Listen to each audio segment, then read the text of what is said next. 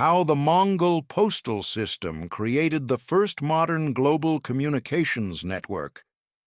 The smartphone in your pocket owes its existence to a 13th century warlord. Long before fiber optics, satellites, and encrypted data packets, a man born on the cold Mongolian steppe understood something most rulers never grasped. Power does not belong to the strongest army.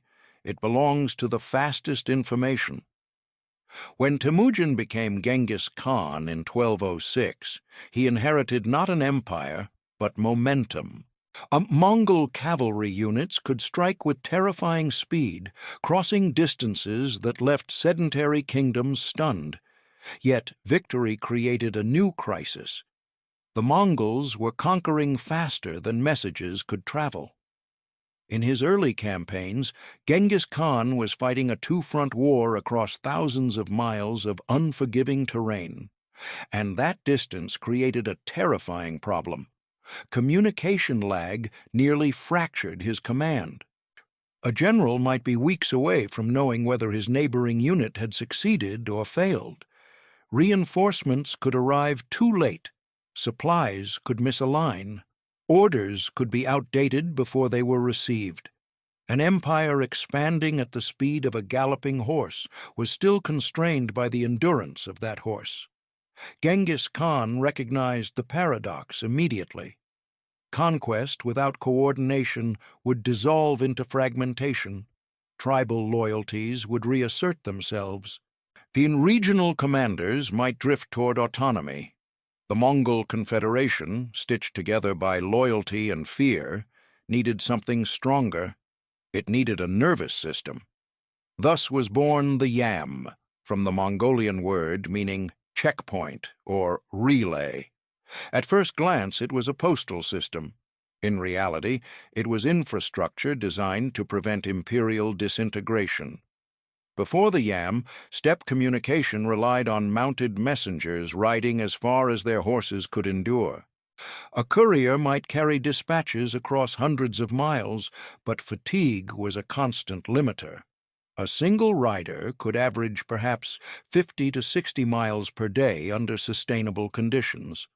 Emergency rides could push beyond that, but at great cost to horse and man. For a realm stretching from the Yellow River to the Caspian Sea, and eventually beyond, this was unacceptable. The Mongol solution was brutally simple and mathematically elegant. Divide the distance. Instead of forcing one rider to cover 1,000 miles, create relay stations spaced at carefully calculated intervals, typically 25 to 40 miles apart, depending on terrain. At each station, fresh horses would be waiting, food would be prepared, a bedroll would be ready if needed. The rider would not stop longer than necessary. The message would continue, uninterrupted. The yam transformed geography into nodes. Within a few decades, over 1,500 relay stations stretched across Eurasia. Some estimates suggest that by the height of the empire there may have been closer to 10,000 smaller outposts and horse depots supporting the larger network. Each station maintained remounts, sometimes dozens, sometimes hundreds in high-traffic regions. This was not an ad hoc arrangement. It was state-mandated logistics. Local populations were required to supply horses, provisions, and labor. Entire communities were integrated into maintenance of the system. The burden was heavy. Yet the result was unprecedented. Messages that once required months could now travel thousands of miles in weeks. Persian historian Rashid al-Din described how Mongol couriers could cover astonishing distances through relentless relay. Marco Polo later wrote that in some stretches couriers could traverse 200 to 300 miles in a single day by changing mounts repeatedly. Whether those numbers were occasionally exaggerated is less important than the structural reality. No previous land empire had engineered sustained high-speed communication at continental scale. Speed was no longer dependent on individual endurance. It was systematized. This changed everything. Military campaigns could now be synchronized across vast distances. A commander in Transoxiana could receive directives from Karakoram without crippling delay. Intelligence about rebellions, supply shortages, or enemy mobilizations could move with urgency. The Mongols did not merely conquer territory, they compressed it. Time shrank. The Yam also altered the psychology of governance. Genghis Khan demanded accountability. Governors knew that reports could reach the Great Khan rapidly. Corruption became riskier. Insurrection became harder to conceal. Surveillance, in its medieval form, intensified. The network did not exist solely for war. It facilitated taxation records, census updates, diplomatic exchanges, and trade regulation. The Mongol Empire, often caricatured as purely destructive, required astonishing administrative precision to function at scale. Without the Yam, that precision would have been impossible. More profoundly, the system forced a fragmented continent into connectivity. From northern China to Persia, from the steppes of Mongolia to the edges of Eastern Europe, roads were secured for official passage. Banditry along Yam routes was punished severely. Relay stations became islands of order in contested landscapes. The empire became a web rather than a scattering of camps. The Yam was not optional infrastructure. It was a strategic mandate. Genghis Khan understood that conquest was transient without coordination. A commander's genius could win battles. Only information could preserve empire. The Mongol cavalry had already redefined mobility. The Yam redefined continuity. In modern terms, this was not simply mail delivery, it was bandwidth, it was latency reduction, it was redundancy planning, it was node architecture. The Mongols did not invent the concept of couriers. The Persians, under Darius I, had operated royal roads with relay riders centuries earlier. The Romans maintained cursus publicus routes across their empire, but both systems were regionally bounded. Neither matched the geographic scale or integration speed of the Mongol implementation across Eurasia. The Yam was continental, and it was relentless. The moment Genghis Khan institutionalized it, the Mongol Empire ceased being a loose military coalition. It became an administrative organism, a living network. Conquest creates distance. Distance creates delay. Delay destroys empires. The Mongols understood this not as theory, but as experience. In the early 13th century, their territories expanded at a rate unmatched in recorded history. Within 2 decades, Mongol armies moved from the forests of Siberia to the fortified cities of northern China, from the Iranian plateau to the fringes of Eastern Europe. What began as a coalition of steppe tribes became a supercontinental force. But expansion carried a silent enemy: time. A governor in Bukhara could not wait months for instructions from Karakoram. A general in northern China could not risk acting on outdated intelligence. Revolts, famine, and rival ambitions could metastasize while couriers struggled through deserts and mountain passes. Genghis Khan's insight was not simply to build relay stations, it was to impose architectural discipline onto space itself. The Yam was not random. It was mathematically spaced. Stations were positioned roughly 25 to 40 miles apart, the ideal distance a horse could gallop hard before exhaustion set in. Terrain dictated variation. In mountainous regions, intervals shortened. In open steppe, distances lengthened. The Mongols did not impose a rigid grid. They adapted to geography while maintaining systemic consistency. Each station, known as an Ortu, functioned as a node. An Ortu typically included stables stocked with remount horses, food provisions for riders, basic lodging, administrative records, guards, and attendants. In heavily trafficked areas, especially near political centers, some Ortus maintained hundreds of horses. Persian chronicler Atta Malik Juvaini noted that certain major stations housed up to 400 horses ready for rapid exchange. The logic was simple. No rider was indispensable. The message was, when a courier arrived at an Ortu, he did not rest unless necessary. He presented authorization, switched to a fresh mount, and departed. The transition could take minutes. If urgency demanded it, the message itself might transfer to a new rider already prepared. This system decoupled communication from human endurance.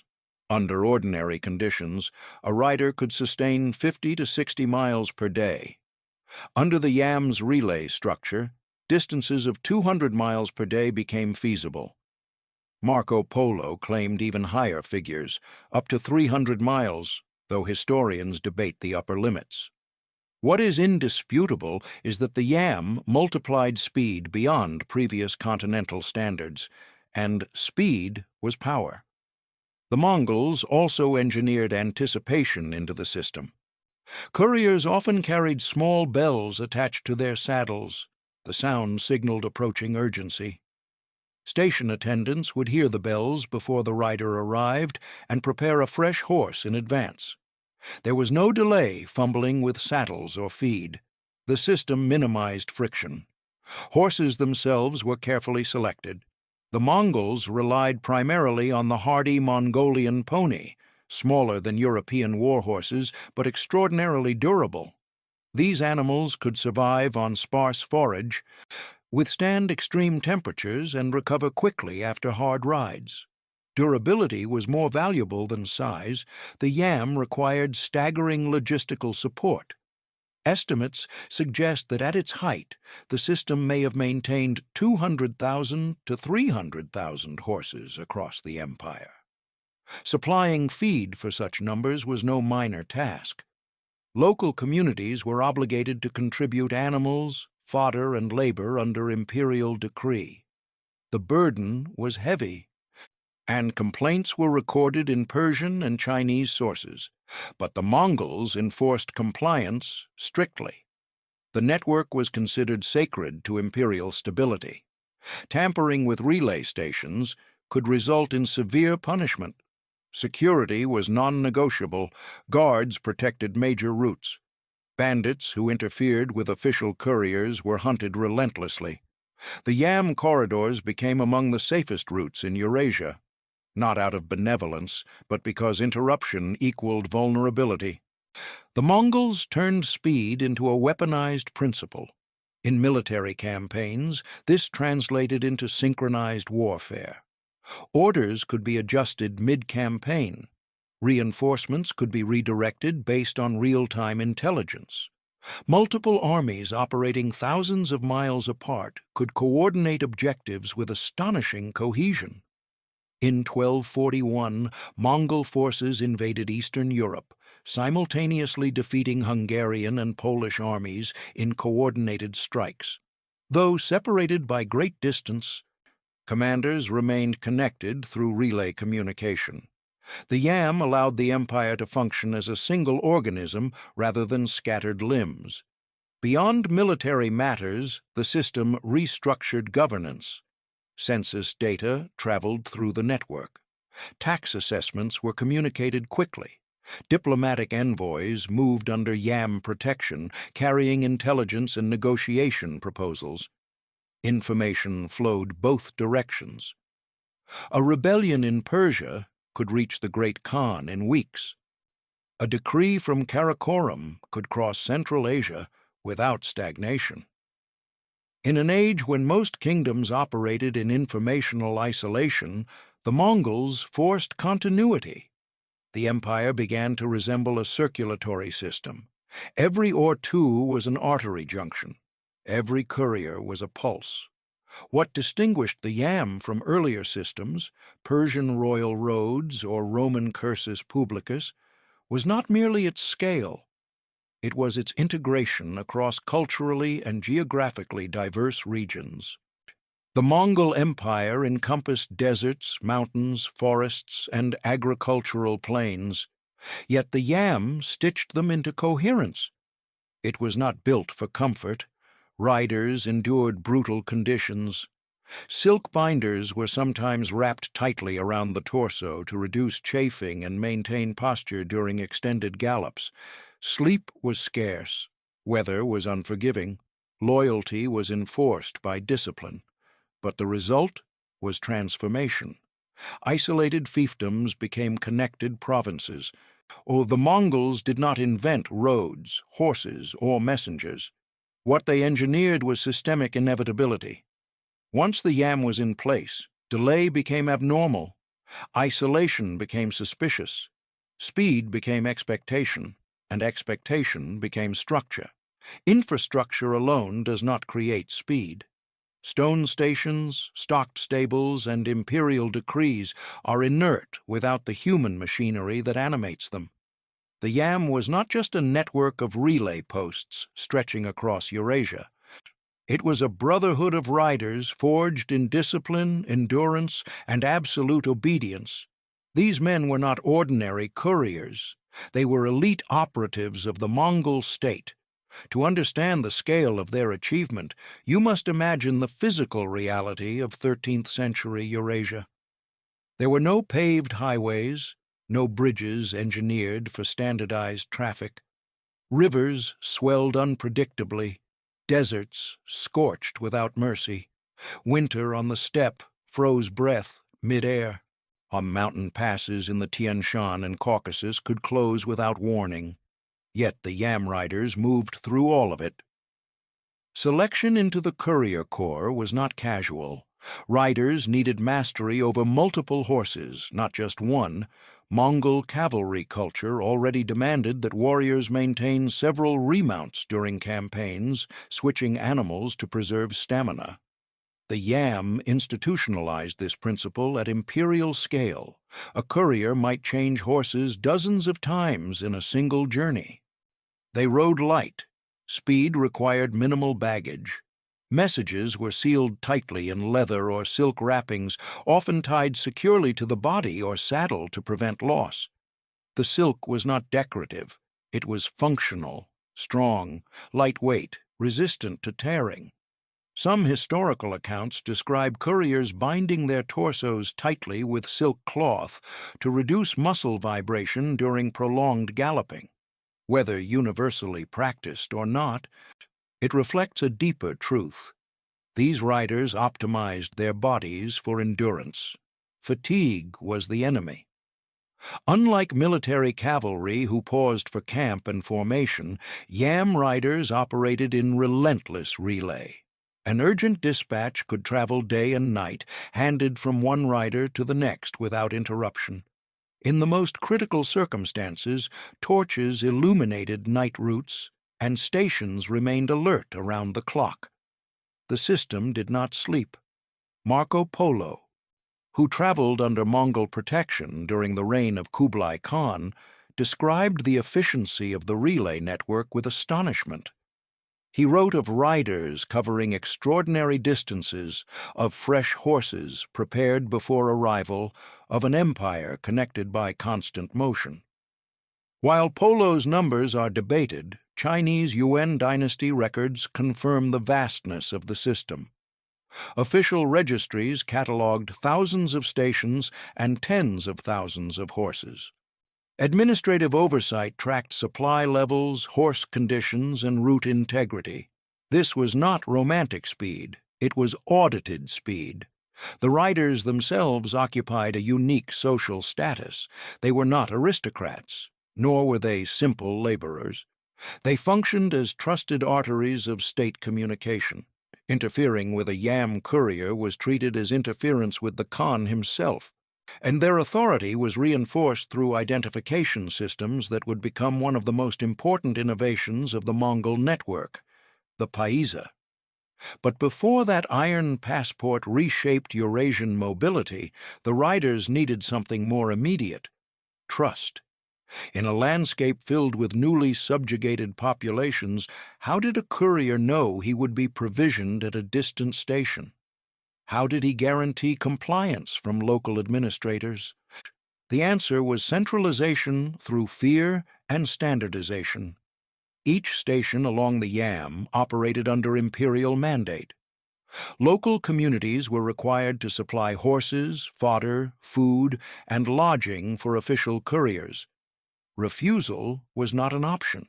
The Mongol administrative code enforced compliance ruthlessly. Yet, over time, this coercive obligation evolved into something more stable: predictability. Predictability builds networks. When riders knew that every 30 miles a fresh mount awaited, they rode harder.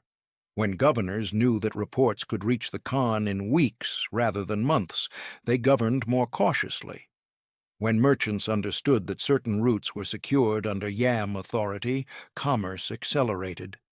The riders were the visible expression of invisible compression. They collapsed distance. Consider the logistical implications. A message dispatched from Karakoram to the western reaches of Persia might travel over 3,000 miles. Before the Yam, that journey could take months, assuming the rider survived. With relay optimization, that time could be reduced dramatically, perhaps to several weeks in favorable conditions. Weeks instead of months changes decision-making. It changes how quickly rebellions are crushed. It changes how trade contracts are negotiated. It changes how alliances are managed. Speed alters strategy.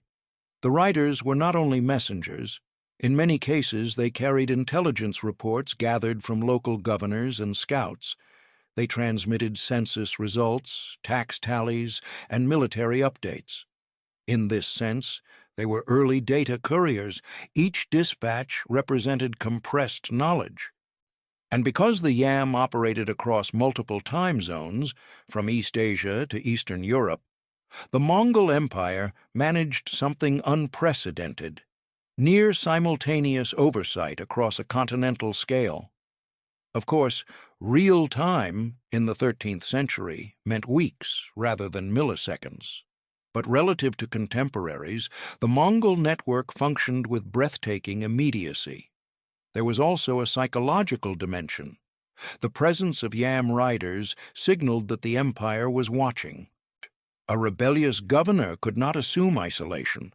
A corrupt tax collector could not rely on slow communication to shield misconduct. Reports moved quickly enough to maintain centralized pressure. In effect, the Yam created administrative visibility. Visibility enforces unity, and unity sustains empires. Yet the riders paid a cost. Endurance riding across extreme climates extracted a physical toll. Horses collapsed. Riders succumbed to exposure. Banditry, though suppressed, never vanished entirely. Rivers flooded, sandstorms disoriented, snow buried routes. But the Mongol state prioritized redundancy. Multiple routes often existed between major centers. If one path became impassable, alternatives were activated. The network adapted dynamically to terrain and season. Flexibility is the hallmark of resilient systems. The riders embodied that resilience. They were the living pulse of an empire that refused to fragment. Without them, the Yam would have been static infrastructure. With them, it became motion, and motion became power. Speed alone does not guarantee order. A message can travel quickly and still be ignored. A rider can arrive at a station and still be refused provisions. A merchant can move across conquered territory and still be robbed or detained. Infrastructure without authority collapses into friction. The Mongols solved this problem with a small object of enormous consequence: the paisa. At first glance, the paisa was simple: a tablet of metal, often bronze, sometimes silver or gold, depending on rank, engraved with inscriptions declaring imperial authority. It functioned as an identification device, but it was far more than that. It was the world's first truly universal diplomatic passport, and in the 13th century it carried absolute power. The Mongol Empire spanned radically different cultures, languages, religions, and legal systems. From Confucian bureaucracies in northern China to Islamic administrative centers in Persia, from steppe nomads to Russian principalities, no shared political identity existed before Mongol rule. The paisa created one. Anyone bearing an authorized paisa could demand food, horses, lodging, and safe passage from local authorities. Refusal was treason. The tablet was not a suggestion, it was a command backed by imperial enforcement. Different grades of paisa existed. High-ranking envoys carried gold or silver tablets, granting extensive privileges. Lower officials bore bronze versions with more limited authority. Merchants approved by the state, particularly those operating under the Ortok partnership system, could also receive paisas enabling travel across vast distances without harassment. Standardization created predictability. Before Mongol conquest, a merchant traveling from China to Persia might cross dozens of political boundaries, in each demanding separate permissions, tolls, and bribes. Under the Yam and Paisa system, the empire functioned as a unified corridor. This was revolutionary. The Mongols were not inventing the concept of safe conduct passes. Earlier empires had used seals and letters of protection. What made the paisa transformative was its geographic scope and enforcement consistency. It applied everywhere. The inscription often included phrases invoking eternal heaven and the authority of the great Khan, in reminding readers that this tablet represented more than a bureaucratic document.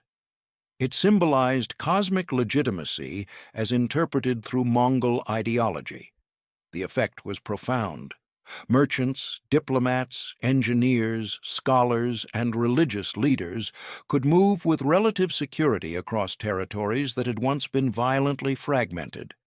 Trade flourished not merely because the Mongols conquered, but because they stabilized corridors. Security reduces transaction costs. Lower transaction costs increase exchange. The Yam and the Paisa worked together. The Yam provided physical infrastructure, stations, horses, guards. The Paisa provided legal infrastructure, recognition, privilege, protection. Together, they formed a dual system of logistics and legitimacy. This integration reshaped governance. Genghis Khan and his successors understood that conquest without integration leads to rebellion. Instead of erasing local systems entirely, the Mongols often retained existing administrators, especially in sedentary regions like China and Persia. But those administrators now operated within an imperial framework enforced by rapid communication and standardized authority. Reports traveled swiftly through the Yam. Officials could not easily conceal corruption. A complaint from a merchant could reach higher authority within weeks. Audits became possible at continental scale. The empire gained oversight. The paisa also transformed diplomacy. Foreign envoys entering Mongol territory were often granted safe conduct tablets, ensuring passage through relay stations. This facilitated unprecedented diplomatic traffic between Europe and East Asia. Consider the Franciscan friar Giovanni da Pian del Carpine, who traveled from Europe to the Mongol court in the 1240s, or William of Rubruck shortly after. Their journeys were perilous, but they were made possible through Mongol systems of structured passage. These were not isolated contacts. The Yam enabled sustained transcontinental dialogue. Information flowed alongside goods. Gunpowder knowledge moved westward. Papermaking techniques spread further into Islamic lands and eventually Europe. Astronomical data, medicinal knowledge, cartographic ideas, all traveled along protected corridors. The Mongols did not intentionally create globalization as modern thinkers define it, but they unintentionally accelerated interconnectedness. Of course, the system was not benevolent in intent. It was designed for imperial consolidation. The paisa could be abused. Some officials reportedly overused their privileges, demanding excessive provisions from local populations. Complaints arose about burden and exploitation. In response, Mongol rulers occasionally reformed regulations, attempting to curb abuse while preserving efficiency. This reveals another key feature of the system: feedback loops. Information about abuse traveled through the same network that enabled the abuse. Adjustments followed. This recursive governance resembles modern administrative refinement. The Yam and Paisa together created what might be called enforced openness. The empire was vast, but it was not isolated. The Mongols recognized that information and commerce strengthened central authority when properly managed. They prioritized connectivity over cultural uniformity. Religious tolerance further enhanced network stability. Buddhists, Muslims, Christians, and Taoists moved under Mongol protection. Clergy were often exempted from certain taxes. The result was cross-cultural interaction at a scale rarely seen before. Yet connectivity carries risk. On the same corridors that allowed merchants to travel safely also allowed pathogens to travel efficiently. In the mid-14th century, the Black Death spread along Eurasian trade routes, including those stabilized under Mongol rule. The Yam did not create the plague, but it accelerated its transmission. Connectivity amplifies both prosperity and vulnerability. Still, in the 13th century, the benefits were immediate. The Mongol Empire became less a patchwork of conquered lands and more an integrated superstructure. A governor in Persia was accountable to Karakoram. A merchant in Central Asia could plan multi-year trade expeditions with reasonable expectations of passage. An envoy from Europe could reach East Asia and return with knowledge that reshaped entire continents. All of this depended on a small tablet of metal and a disciplined network of relay stations. Authority must be portable to sustain empire. The paisa made authority mobile. And when authority moves as fast as information, fragmentation becomes harder. When authority becomes portable, distance begins to collapse. By the mid-13th century, the Mongol Empire had done something no land power before it had fully achieved. It transformed Eurasia from a chain of disconnected civilizations into a single, managed communication sphere. The Yam provided the physical relay. The paisa provided the legal passport. Together, they compressed geography. Compression changes behavior. Before Mongol unification, a merchant traveling from northern China to the Mediterranean faced dozens of jurisdictional barriers. Every principality, every city-state, every tribal domain demanded separate negotiations. Roads could shift from safe to deadly within a few miles. Information moved slowly because it was constantly interrupted. Under Mongol administration, that interruption diminished. The empire did not erase local identity, but it overlaid a higher layer of predictability. A merchant bearing a paisa and moving along Yam-secured corridors could calculate travel time with relative confidence. A diplomat could expect standardized treatment across vast regions. Even religious envoys, Nestorian Christians, Buddhist monks, Muslim scholars, traversed steppe and desert under imperial protection. The medieval world began to shrink. What had once taken half a year might now take months. What had once required negotiation at every border now required a single recognized credential. The Yam did not eliminate risk, but it reduced uncertainty. And uncertainty is the enemy of exchange. The Mongols understood that economic vitality reinforced imperial stability. Genghis Khan and his successors actively encouraged trade across their domains. The Ortok system, state-backed merchant partnerships, allowed private traders to operate with imperial sponsorship. In return, the state benefited from tax revenue and access to goods. The yam became the circulatory system for commerce. Silk, porcelain, spices, furs, precious metals, and textiles moved along secured routes. But so did less tangible cargo: techniques, technologies, and ideas. Gunpowder, developed in China centuries earlier, traveled westward more efficiently during the Mongol period. Paper currency practices, though unevenly adopted, gained exposure. Astronomical charts from the Islamic world reached East Asia. Persian medical knowledge circulated through UN China. European envoys carried back descriptions of distant courts that would later reshape geographic imagination. This was not a peaceful utopia. It was built on conquest. Entire cities had been annihilated in the Mongol expansion. Yet after destruction came stabilization, and stabilization created flow. Flow reshapes civilizations. The Khans did not govern in isolation. They governed through rapid feedback. Reports of famine in one region could prompt grain redistribution from another. Military uprisings were detected earlier because dispatches traveled faster.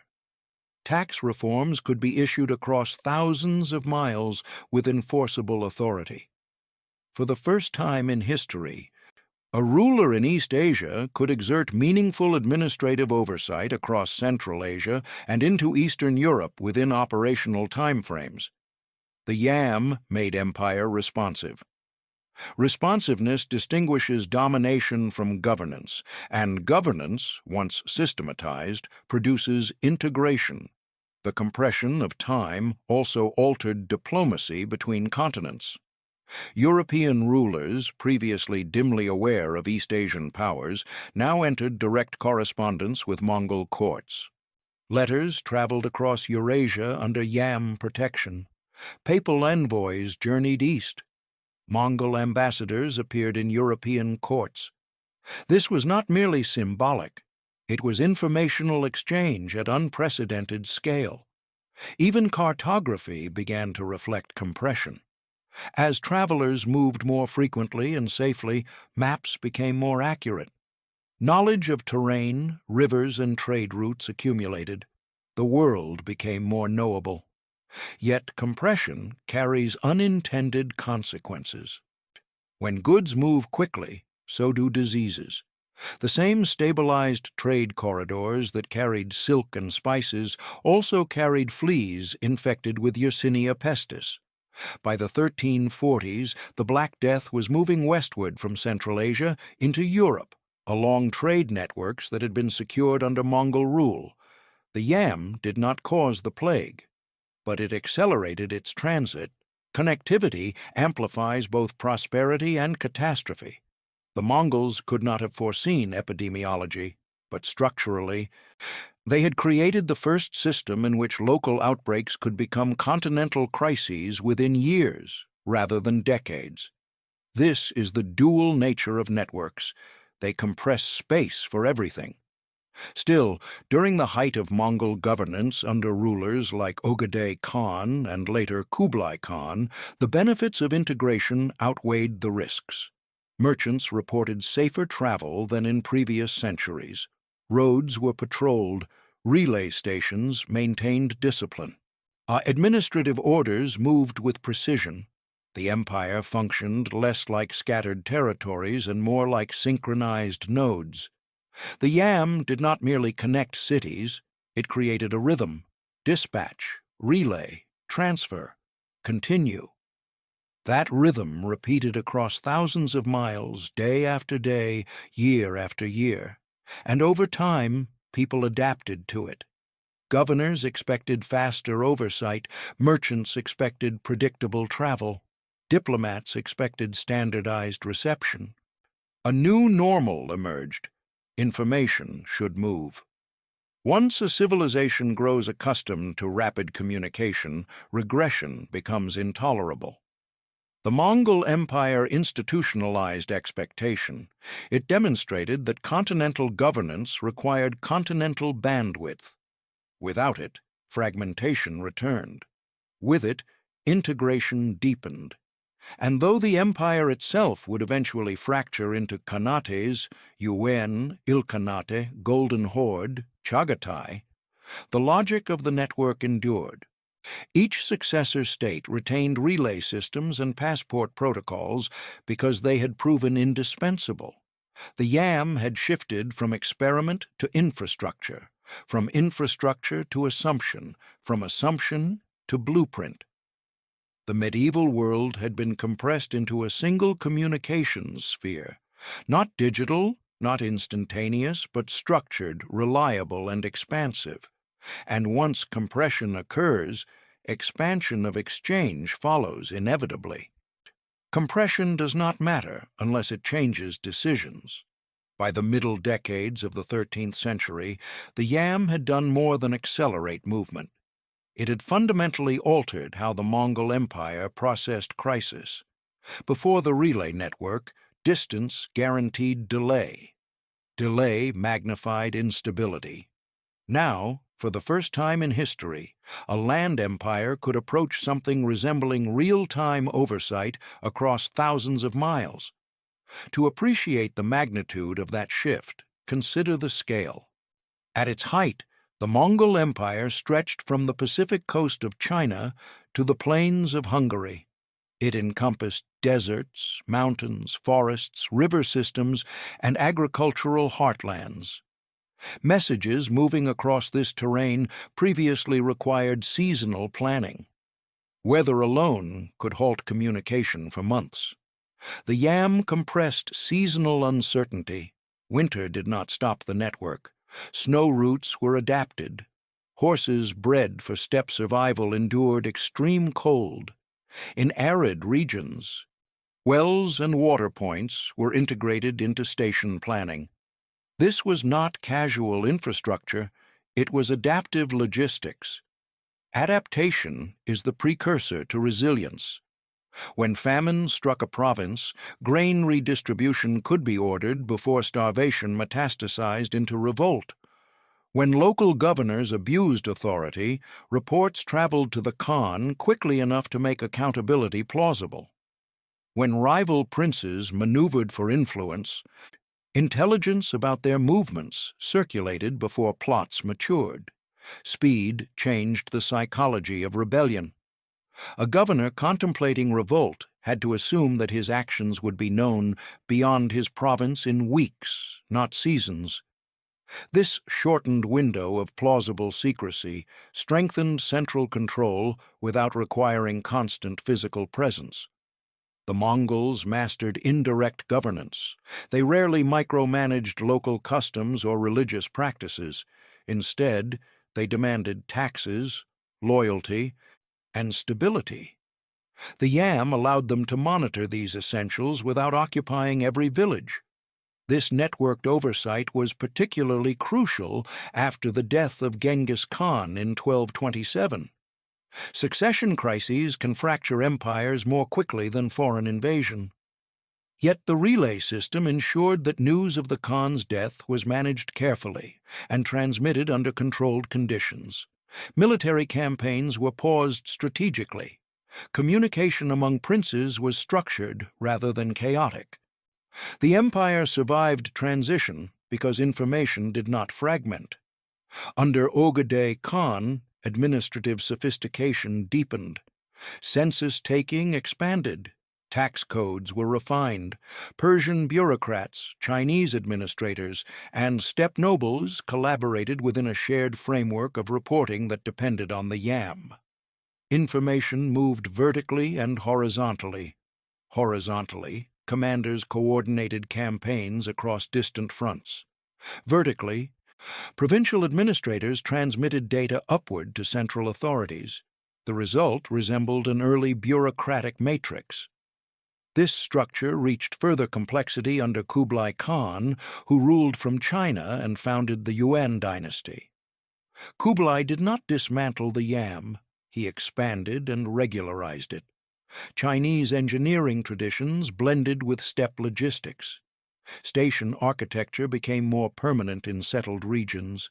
Record-keeping intensified. the network matured. At this stage, the Mongol Empire operated across multiple time zones. While medieval societies did not conceptualize time in the modern standardized sense, they were acutely aware of seasonal and geographic differences. The yam mitigated the distortion created by these differences. A rebellion in Persia could be reported to the Yuan court, while campaigns were simultaneously underway in Southeast Asia. Diplomatic messages from the Ilkhanate could reach the Golden Horde. Despite political tensions between khanates, the inherited logic of relay communication endured. The empire was no longer a conquest machine. It was a communications architecture, and architecture reshapes power. Consider military coordination. During campaigns in the Middle East, Mongol generals relied on precise timing. Reinforcements had to arrive not randomly, but in synchronized waves. Supply lines had to be recalibrated if unexpected resistance appeared. Without the yam, unsynchronization collapses. With it, campaigns across multiple theaters became manageable. The 1241 invasions of Poland and Hungary offer an illustrative example. Mongol forces split into separate columns, advancing through different routes, yet striking with coordinated force. Though battlefield communication relied on local signaling, strategic alignment depended on the relay network connecting command centers. This was distributed warfare under centralized oversight. The yam also functioned as an intelligence gathering system. Scouts reported conditions along routes. Merchants relayed rumors. Envoys carried observations about foreign courts. These fragments accumulated at central nodes where patterns could be detected. Information aggregation preceded modern analytics by centuries, but structurally the principle was identical. Gather data, transmit rapidly, analyze centrally, respond decisively. The Mongols prioritized information over ceremony. Unlike many medieval courts obsessed with ritual display, Mongol leadership valued actionable intelligence. Reports from distant provinces were not ornamental. They were operational tools, and the speed of those reports created competitive advantage. In contrast, European kingdoms of the same period operated within far narrower communication spheres.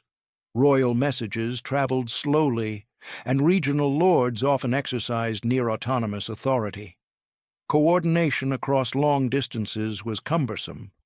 The Mongol Empire, though geographically larger, achieved tighter integration. Scale without fragmentation is rare. The yam made it possible.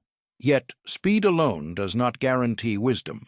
Rapid communication can amplify error as efficiently as it amplifies strategy. Misinterpretations traveled quickly, too.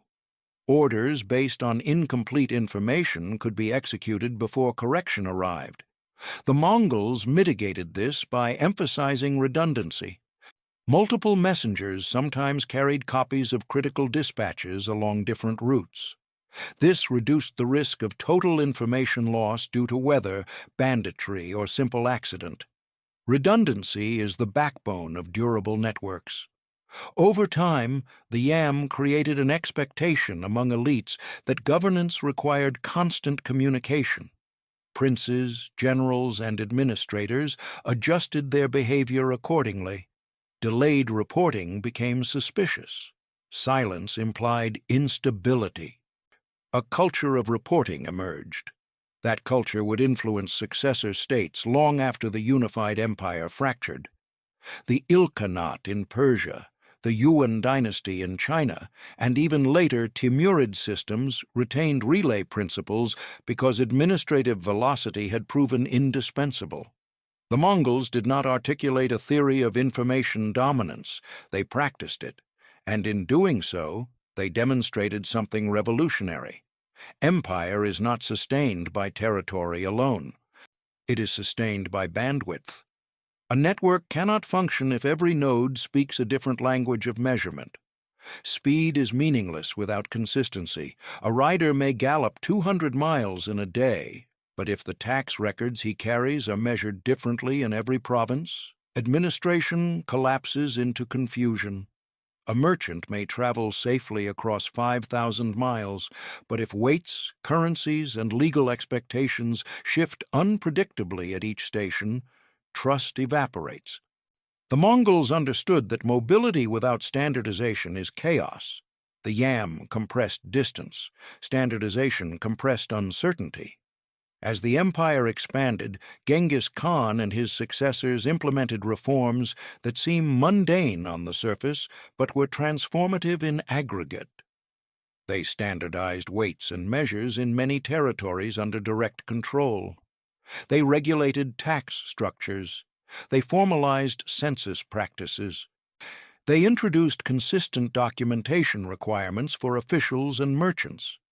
This was not cultural homogenization. The Mongols rarely imposed a single language or religion. Instead, they imposed operational coherence. Operational coherence is what allows networks to scale. In northern China, under UN rule, Chinese bureaucratic traditions merged with Mongol oversight. Paper currency experiments expanded. In Persia, Persian administrators recorded tax data using established systems but within Mongol reporting hierarchies. Across Central Asia, caravan taxation became more predictable. Predictability lowers friction. Lower friction accelerates exchange. The yam depended on this predictability. Each relay station had to know how to process credentials, how to allocate horses, how to record passage. The paisa provided authority, but standardized expectations ensured implementation. Without standardized procedures, the paisa would be a symbolic token rather than a functional passport. The Mongols also regulated merchant partnerships through the ortok system. Under this arrangement, Mongol elites and private traders pooled capital for long-distance commerce. Profits were shared. Risk was distributed. Because merchants operated under imperial sponsorship, they often received paisas granting them access to the yam network. This was state-enabled capitalism centuries before the term existed. The result was an explosion of long-distance trade. Phoenician merchants, Persian financiers, Chinese artisans, and Central Asian caravan leaders interacted within a shared framework of protection and expectation. Standardization does not eliminate difference. It allows difference to interact productively. The Mongols also introduced standardized legal expectations across relay routes. While local laws continued to operate, the crimes against the yam, theft of horses, obstruction of couriers, falsification of paisas, were prosecuted under imperial authority. Certain offenses carried universal consequences. This created corridors of heightened reliability across otherwise diverse territories. Travelers might move from a Muslim-majority city to a Buddhist region to a Christian principality, yet along yam routes, procedural treatment remained consistent. Consistency builds trust faster than ideology.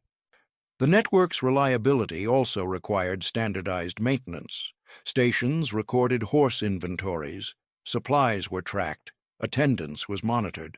Failure to maintain readiness could result in punishment for local administrators. Accountability was embedded into the system. The Mongol Empire did not operate with modern spreadsheets or databases, but it operated with disciplined record-keeping. Persian historian Rashid al-Din described complex administrative practices that supported the relay network. Chinese UN records detail allocation of horses and resources. Data was accumulating, and because it could travel rapidly through the yam, it could be aggregated. Aggregation changes scale. A single tax record is local. Thousands of tax records transmitted through a unified network become policy tools. Census data from distant provinces can inform troop deployment. Reports of drought can prompt resource reallocation. Standardization allowed comparison. Comparison enabled strategic planning. This was the quiet revolution beneath the thunder of Mongol cavalry. The empire's most famous legacy is military conquest, yet its most enduring innovation may have been administrative normalization across cultural boundaries. Even diplomatic interactions benefited from standardization. Envoys received documented instructions. Protocol for reception was codified. Expectations for tribute or alliance were clarified in consistent formats. Miscommunication did not disappear, but the framework for negotiation stabilized. When European envoys arrived at Mongol courts, they encountered not chaotic nomadic camps, but structured administration. This surprised many observers. The yam was visible: riders, horses, stations. Standardization was less visible, but equally powerful. It functioned as the software layer beneath the hardware of relay infrastructure. Without it, the hardware fails. Consider how modern communication networks operate. Physical cables and servers matter, but standardized protocols, TCP/IP, routing rules, encryption formats, enable devices from different manufacturers and nations to interact seamlessly. The Mongols achieved a medieval equivalent. Different regions retained cultural identity, but operational protocols aligned along imperial routes. The network became interoperable. Interoperability is what transforms a series of local systems into a global one.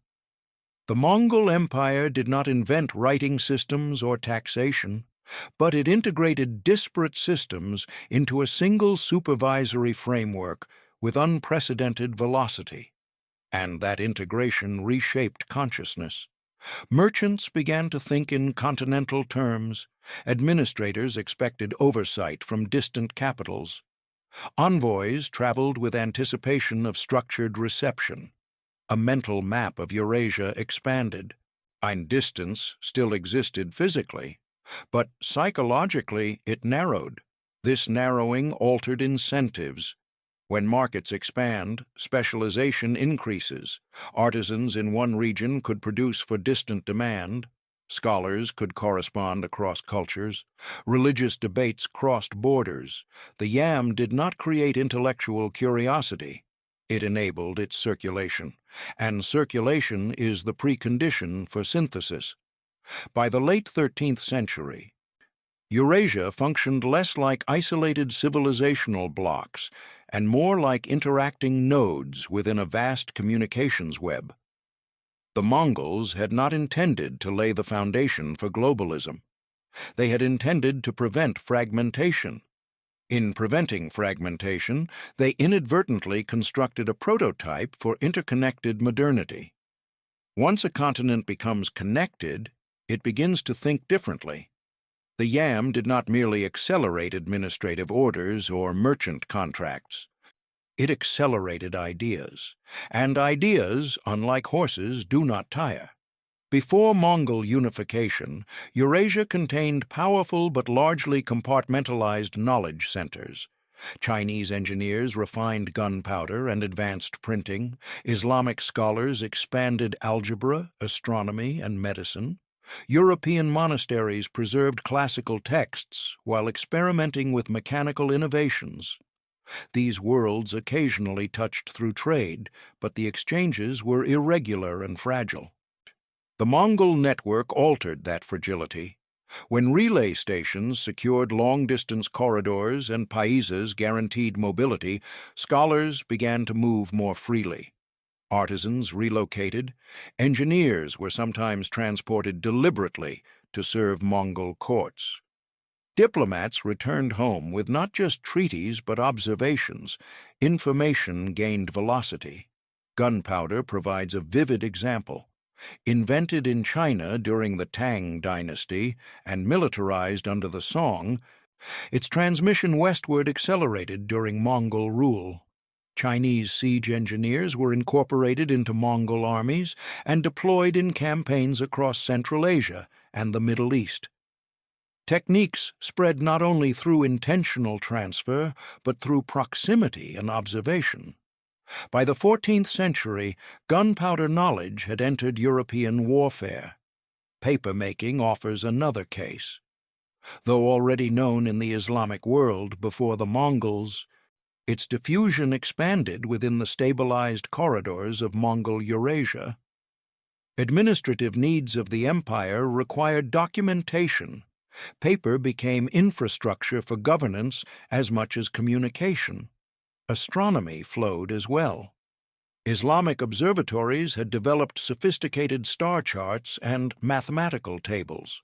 Under Mongol patronage, especially during the Ilkhanate and Yuan periods, scholars collaborated across cultural lines. The Maraga Observatory in Persia, founded under Hulagu Khan, became a center of astronomical innovation influenced by multiple traditions. Networks encouraged synthesis. Medical knowledge traveled along the same paths as silk and silver. Herbal remedies, surgical techniques, and pharmacological texts crossed linguistic boundaries. Persian physicians served in Chinese courts. Chinese medical insights appeared in Islamic writings. The Mongols did not impose intellectual uniformity. They created space for intellectual traffic. This traffic did not eliminate misunderstanding, nor did it eliminate prejudice, but it increased exposure, and exposure reshapes imagination. European travelers like Marco Polo returned with descriptions of paper money, vast cities, and administrative sophistication that challenged prevailing European assumptions about the East. Whether fully accurate or embellished, these accounts expanded mental geography. Mental geography precedes physical exploration. Centuries later, European maritime expeditions seeking Asian trade routes were fueled partly by inherited fascination with the wealth and organization described during Mongol-era exchanges. The yam therefore acted not only as a communications system, but as an amplifier of possibility. Ideas travel when infrastructure allows them to, and once ideas travel consistently, innovation accelerates. Yet the same infrastructure that accelerated knowledge also accelerated contagion. By the mid-14th century, the Black Death began its westward journey. The bacterium likely originated in Central Asian rodent populations. From there, trade caravans and shipping routes carried infected fleas toward the Mediterranean. The Mongol Empire's stabilized corridors allowed for faster and more sustained movement between regions. Merchant hubs like Kaffa on the Crimean coast, connected indirectly to yam-protected networks, became flashpoints of transmission. When plague entered Europe around 1347, it did so along trade arteries that had been strengthened under Mongol unification. Connectivity had a cost. The network that carried silk and scholarship also carried mortality. The Mongols did not intend this outcome, but structurally they had reduced the barriers that once slowed epidemic spread. Isolation can prevent integration, but it can also slow disease. Integration magnifies both vitality and vulnerability. This duality mirrors modern networks. Air travel spreads innovation and pathogens alike. Digital connectivity accelerates knowledge and misinformation alike. The yam revealed this principle centuries earlier. Compression intensifies everything. Still, despite catastrophic consequences of the plague, the broader arc of connectivity did not vanish. Successor states inherited relay systems. Trade routes remained active. Knowledge exchange did not retreat permanently into isolation. The Mongol era had normalized movement. Normalization endures beyond empire. Even after political fragmentation, with the Yuan dynasty retreating to Mongolia and the Ilkhanate dissolving, The logic of transcontinental exchange persisted. Merchants had experienced the efficiency of integrated corridors. Administrators had tasted the power of rapid reporting. Scholars had encountered distant intellectual traditions. The memory of compression lingered. This is the often overlooked legacy of the yam. It altered expectations permanently. Once societies experience accelerated communication, returning to slow fragmentation feels like regression. The Mongol network demonstrated that continents could function as systems rather than isolated units.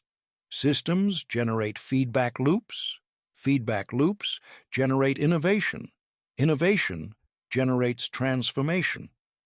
The yam was not a telegraph, it was not instantaneous, but relative to its era, it approximated a revolution in latency reduction.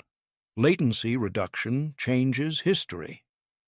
The medieval world did not suddenly become modern under Mongol rule, but it became more interconnected, more aware of itself as a larger whole.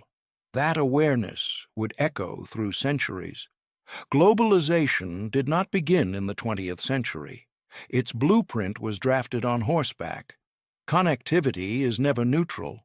When information moves faster, power concentrates differently. The yam was not simply a benevolent web of exchange, it was an instrument of control, precise, disciplined, and unrelenting. The Mongol Empire governed vast territories populated by people who did not share language, religion, or loyalty. Conquest alone could not secure obedience indefinitely. Fear can silence dissent temporarily. Only visibility prevents fragmentation. The yam created visibility. Every relay station functioned as both transit point and observation node. Couriers did not move blindly across landscapes. They carried dispatches outward and returned with reports inward. Governors submitted updates. Tax collectors recorded yields. Military commanders transmitted campaign assessments. Intelligence traveled continuously.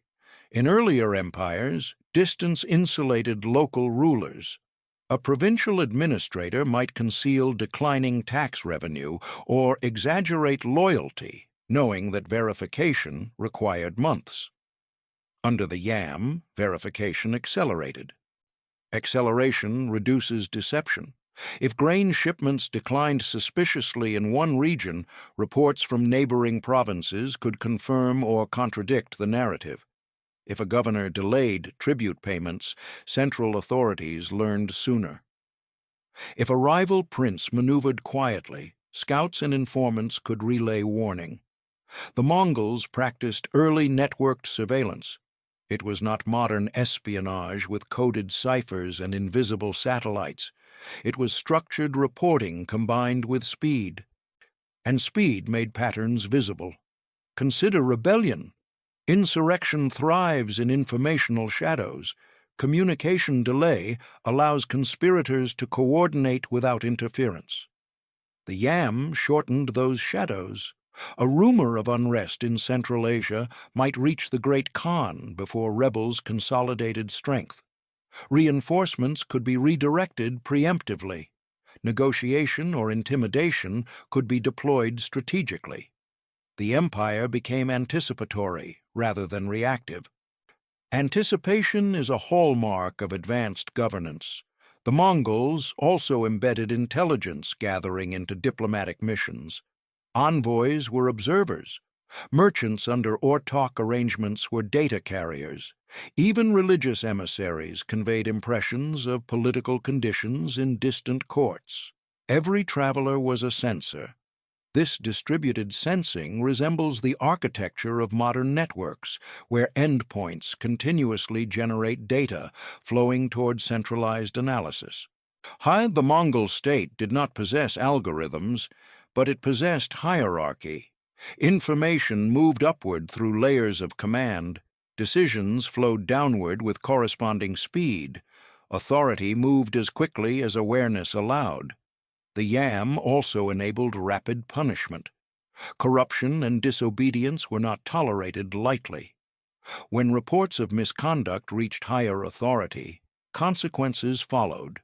Because the network ensured that orders returned swiftly, enforcement retained credibility. Credibility sustains deterrence. If punishment takes too long, it becomes abstract. If it follows quickly, it becomes instructional. The Mongols understood this instinctively. Their legal code, often referred to as the yasa, though its exact structure remains debated, emphasized discipline and loyalty. The yam ensured that violations did not remain isolated secrets. Yet surveillance alone cannot sustain empire. It must be paired with reward. Officials who performed well could be recognized quickly.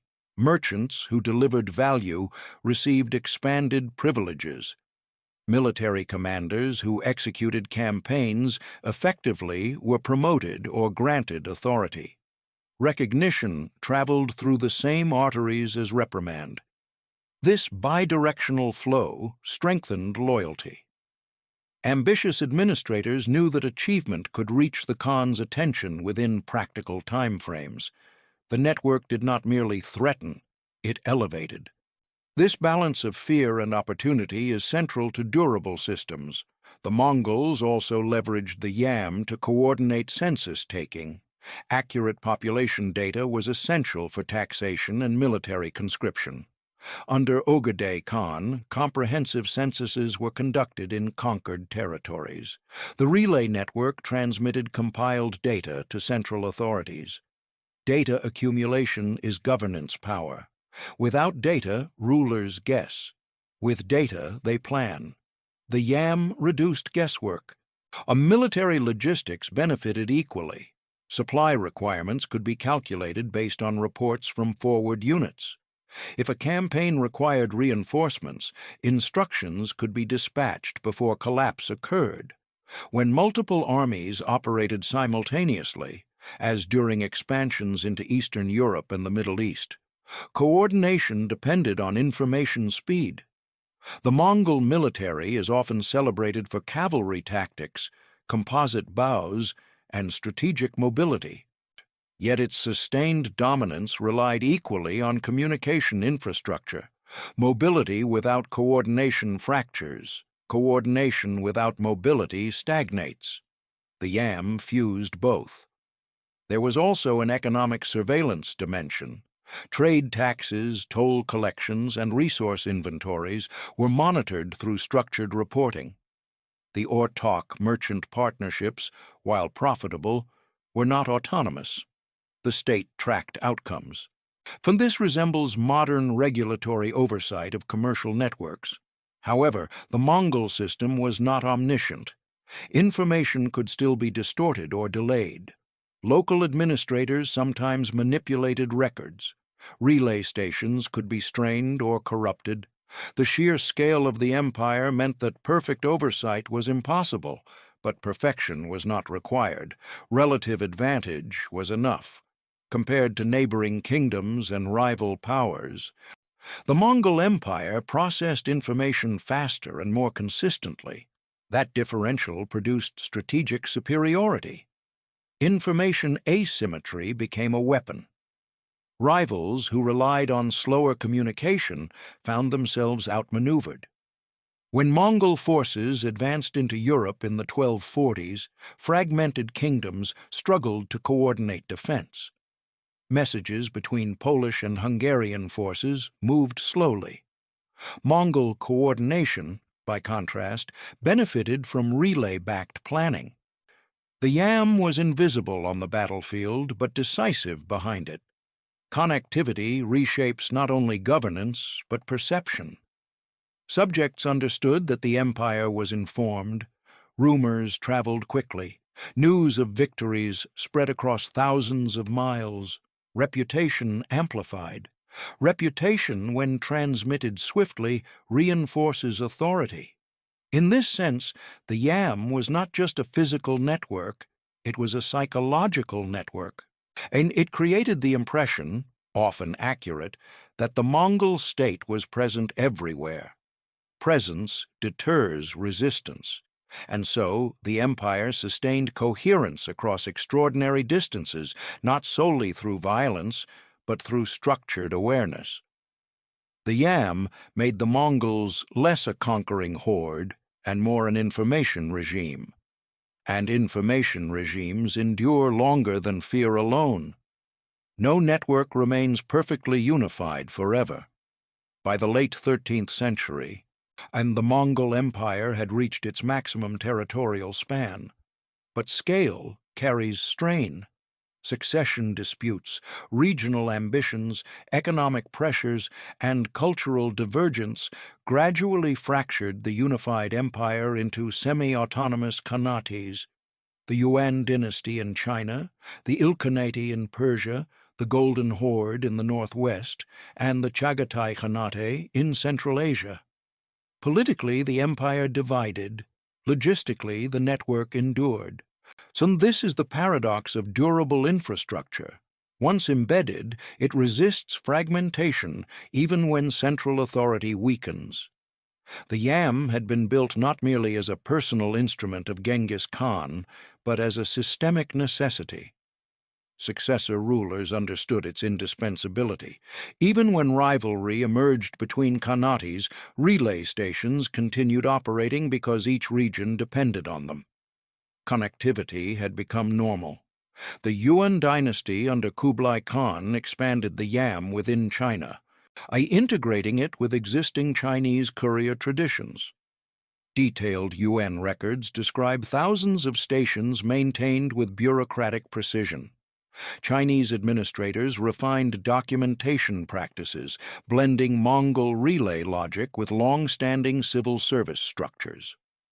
In Persia, the Ilkhanate preserved relay routes to manage trade and governance across Iran and Mesopotamia. The Golden Horde maintained communication corridors linking the steppe to Eastern Europe.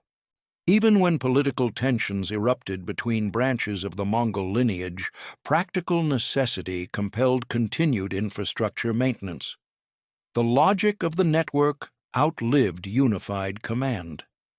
This matters, because when political unity dissolves but communication persists, cultural and economic exchange continues. Merchants still traveled, diplomats still moved. Ideas still circulated.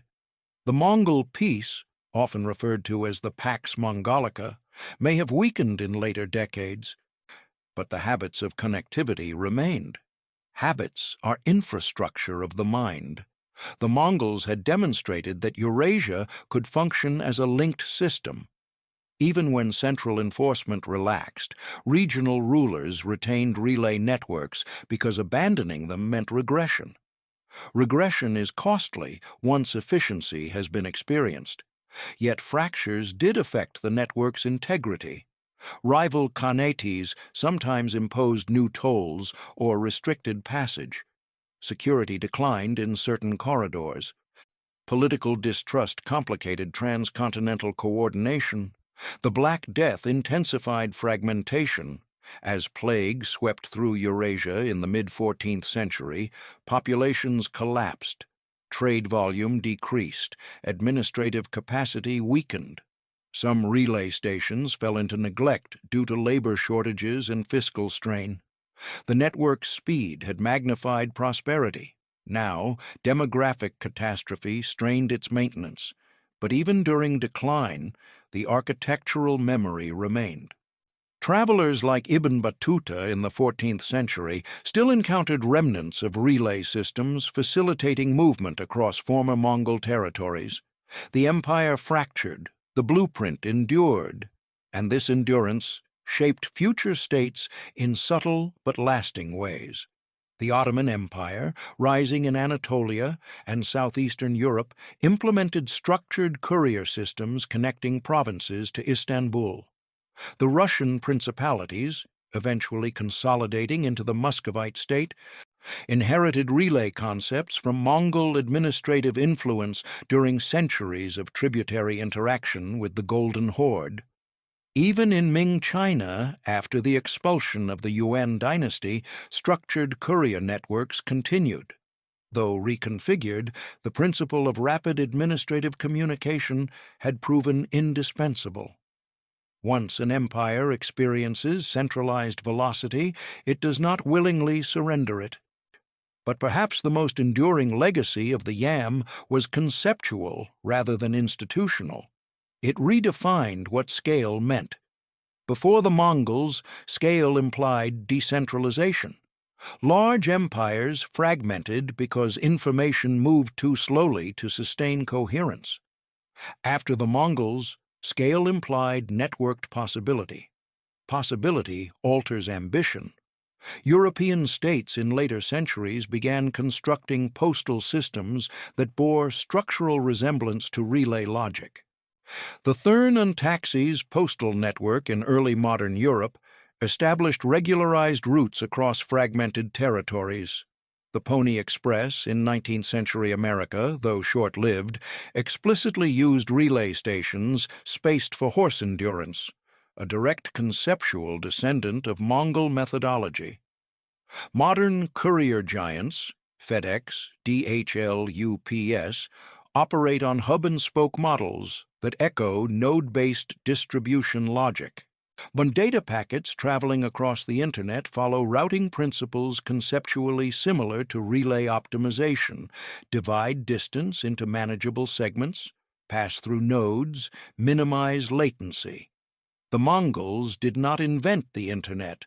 They demonstrated its skeleton: node, relay, authorization, redundancy, speed. These principles predate fiber optics by centuries. When we speak of globalization today, instantaneous communication across continents, we often imagine it as uniquely modern. Yet the Mongol experiment revealed the structural prerequisites long ago. Connectivity must be enforced.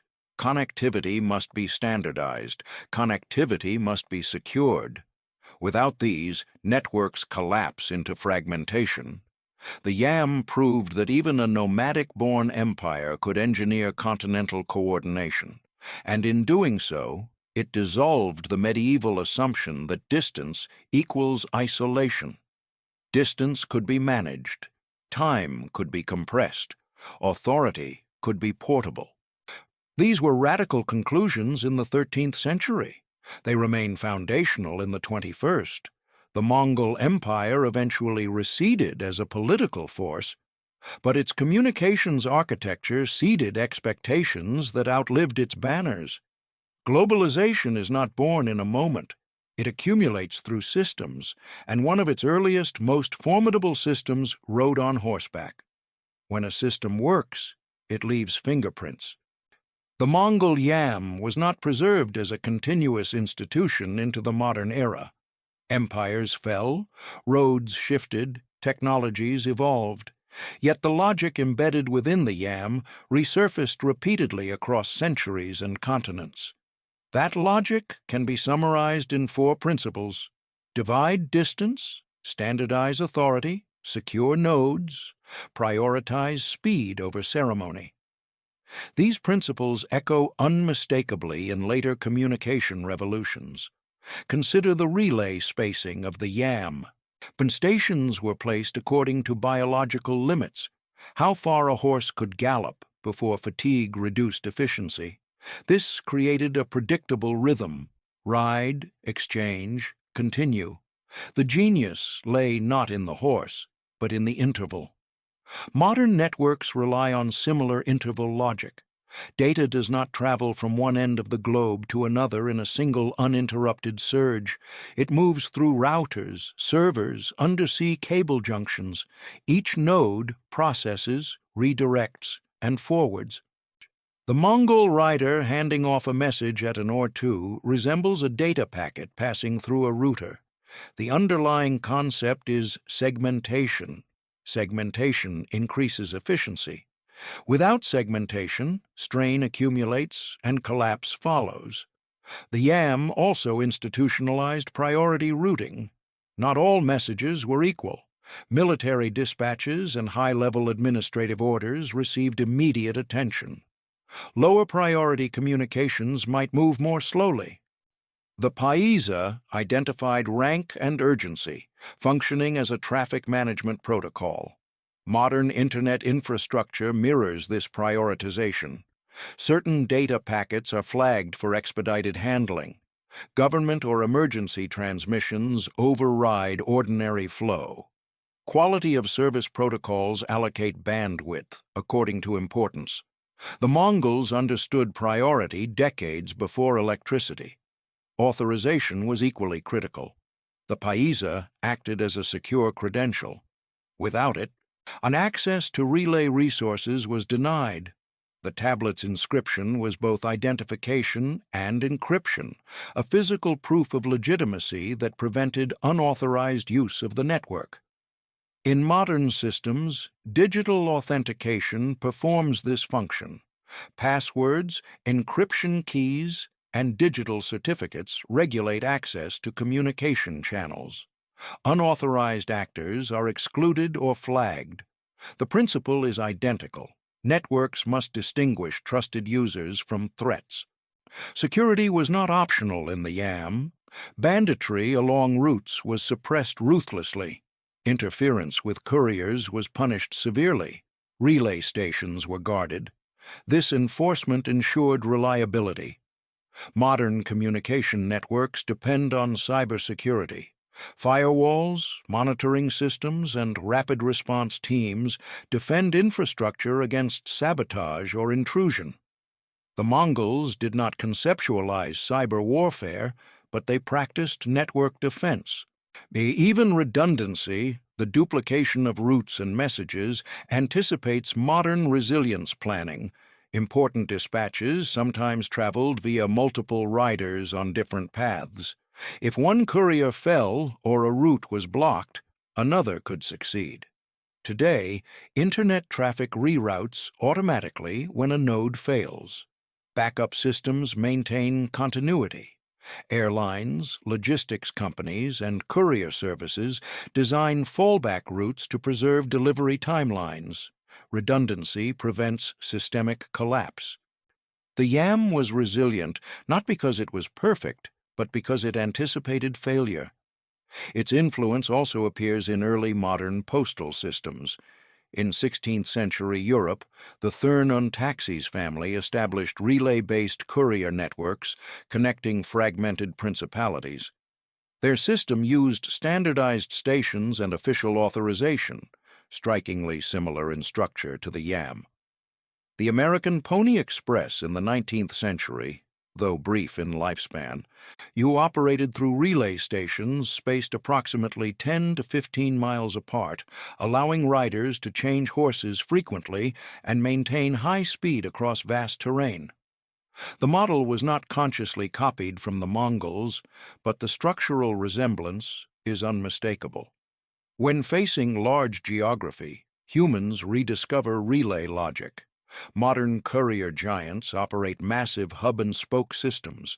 Packages travel from local collection points to regional hubs, then to central sorting facilities, for then outward again through secondary nodes.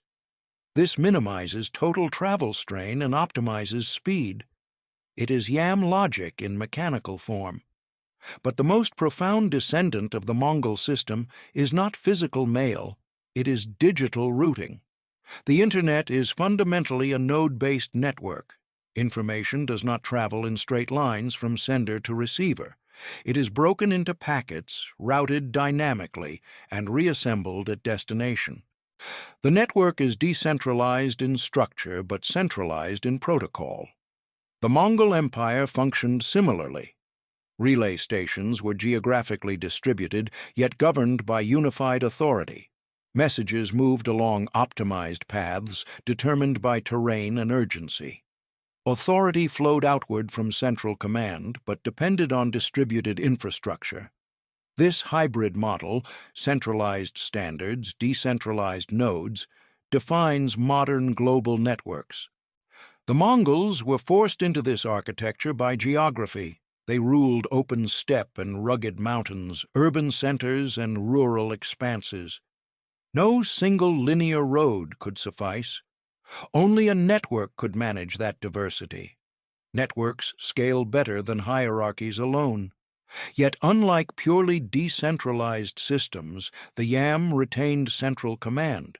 It was not anarchic, it was structured distribution. Modern globalism operates within a similar tension.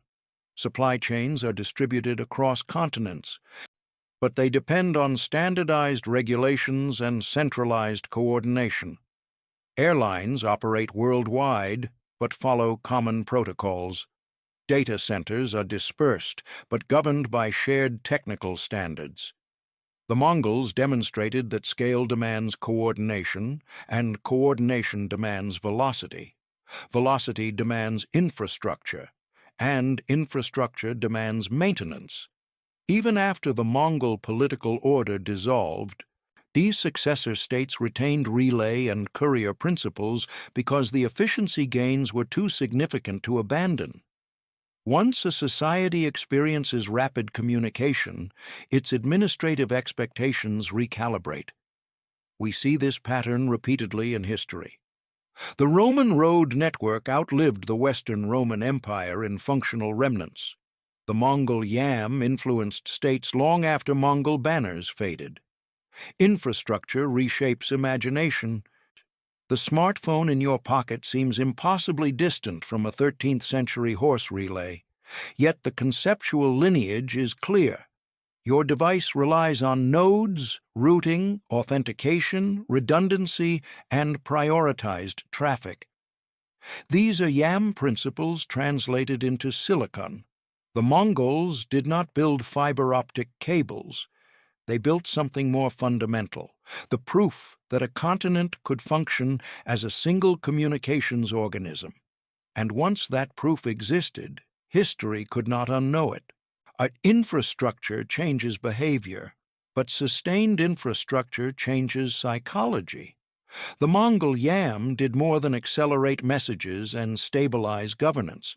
It altered what people believed was possible. And when expectations shift, history shifts with them. Before the 13th century, distance was destiny. A ruler might claim vast territory, but the reality of governing it was limited by time.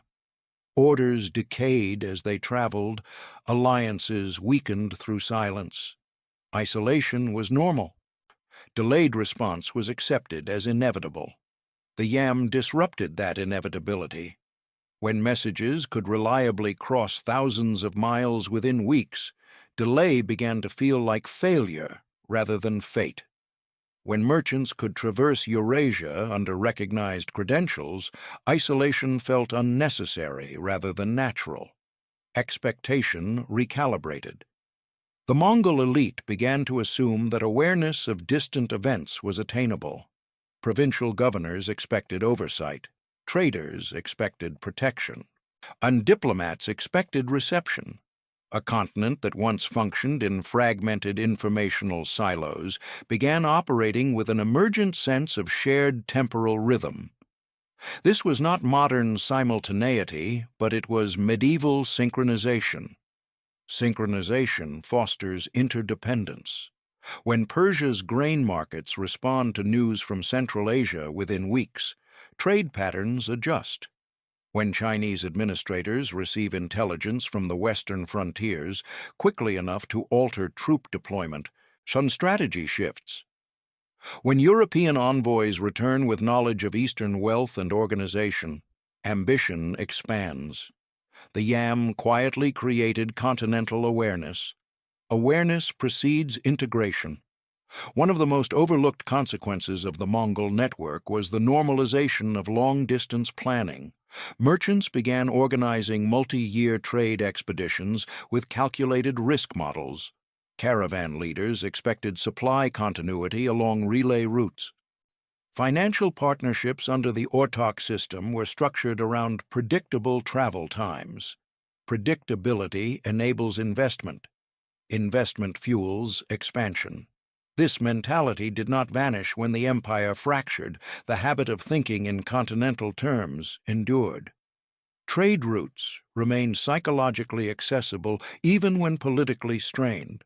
The Mongols had demonstrated feasibility.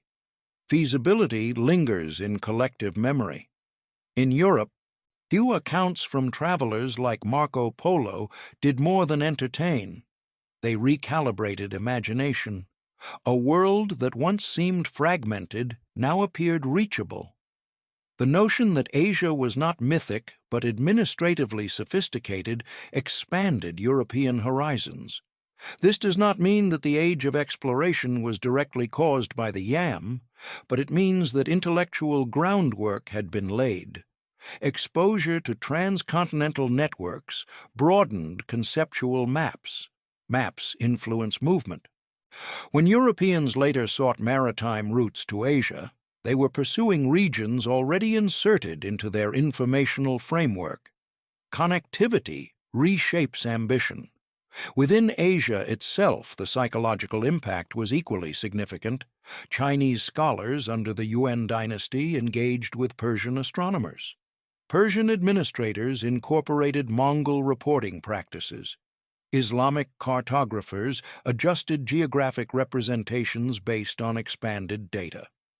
The world became larger in detail, yet smaller in distance. This paradox defines network revolutions. The yam also redefined trust. In fragmented societies, trust is local. One trusts family, clan, village. Under Mongol relay governance, trust extended along protected corridors. A merchant could trust a relay station hundreds of miles away because it operated under imperial mandate. Trust scaled outward. Scaling trust is one of the most difficult achievements in political history. Modern global systems depend on abstract trust. Trust in currency, contracts, shipping systems, digital encryption. The Mongols pioneered a medieval version. Trust in the paisa, trust in the station, trust in the inevitability of enforcement. This did not eliminate exploitation or abuse, but it created predictable channels. Predictability reduces anxiety. Reduced anxiety increases exchange. Exchange increases interdependence. Interdependence reshapes identity. As goods and ideas moved more fluidly, cultural boundaries softened in subtle ways.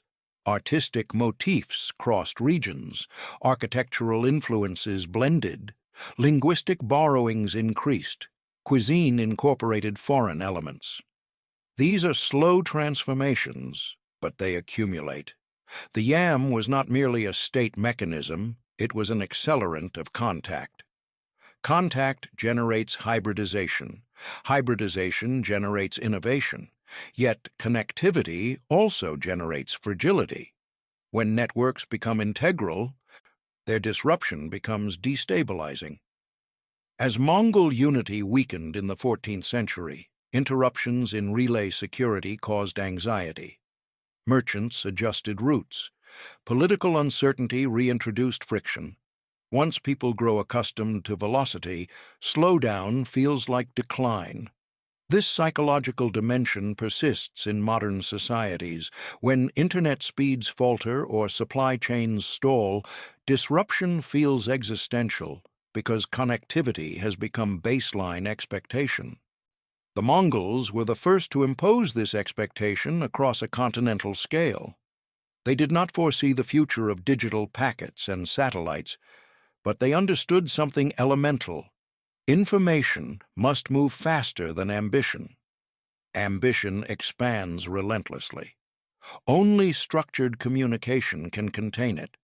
By institutionalizing speed, the yam converted what had been episodic long-distance exchange into continuous flow. Continuous flow alters cognition. People begin to think in terms of networks rather than neighborhoods. That mental shift is perhaps the yam's most enduring legacy. Empires can conquer territory. Only networks can compress time, and compressed time transforms civilization. History often celebrates charisma and battlefield brilliance. But empires are not sustained by charisma alone. They endure or collapse on logistics. The Mongol Empire's most revolutionary achievement was not conquest, but coordination. And coordination is logistics under pressure. Before the yam, imperial scale carried an almost mathematical ceiling. Territory could expand, but administrative cohesion thinned with distance. The Achaemenid Persians had built royal roads. The Romans constructed extensive infrastructure. Yet even these formidable systems struggled to maintain sustained velocity across their farthest provinces. What the Mongols did differently was not merely to build roads or appoint couriers. They engineered an empire whose central nervous system operated proportionally to its geographic expansion. That proportionality changed the calculus of scale. In most pre-modern empires, expansion increased vulnerability. Each newly conquered region required more troops, more oversight, more delay in communication.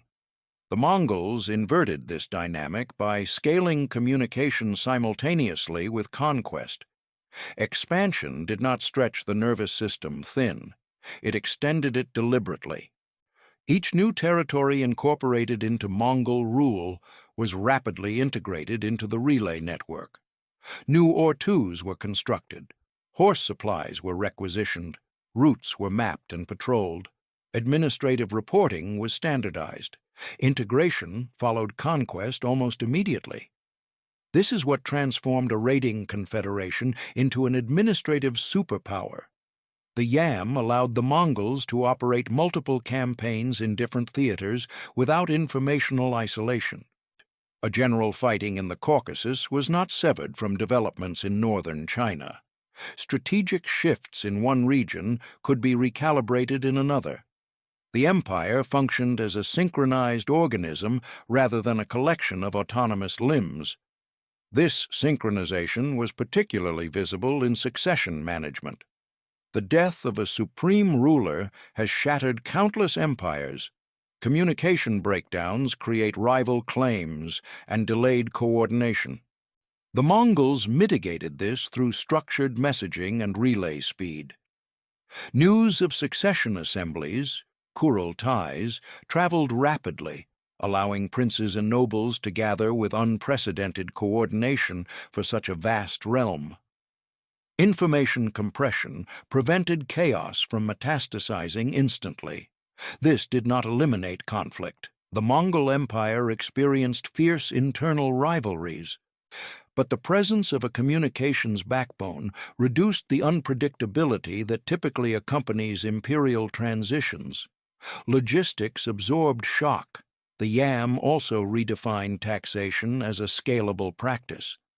Traditional nomadic confederations relied heavily on tribute extracted through seasonal campaigns. Sedentary empires depended on localized taxation with uneven enforcement.